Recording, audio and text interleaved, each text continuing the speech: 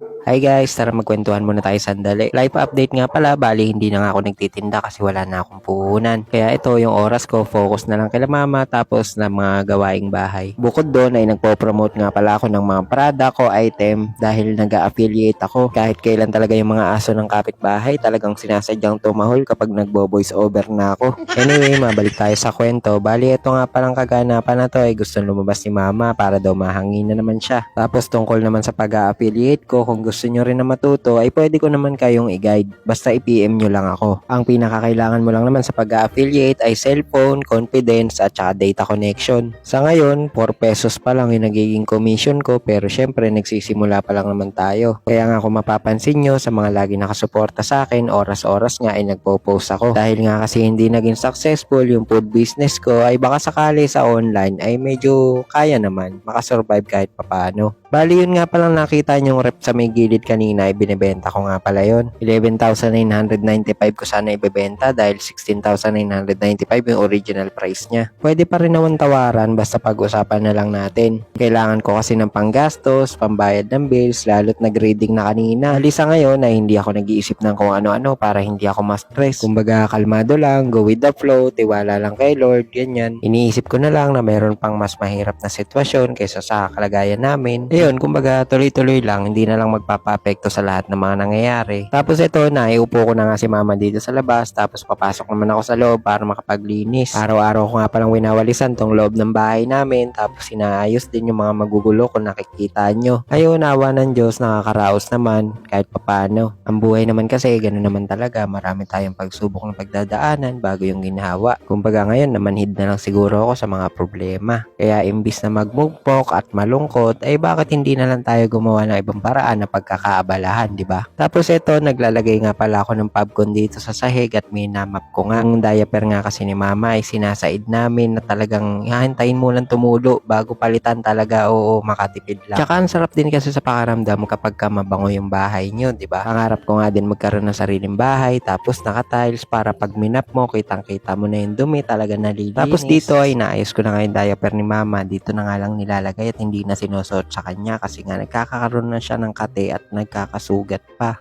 Kaya itong diaper ay nilalatag na lang dito tapos uupuan niya na lang. Nilalagyan ko nga din ng unan dahil halos dito na nga rin siya natutulog. At may nag-donate nga pala sa akin ng diaper ay para kay mama pala. Ito nga palang grand na diaper ay pinopromote ko din at ina-affiliate. Thank you nga pala kay Let Rodriguez na nag-donate nito at pinadeliver dito sa bahay namin. 18 plus 2 pieces na nga pala to kaya siguradong makakatipid kayo.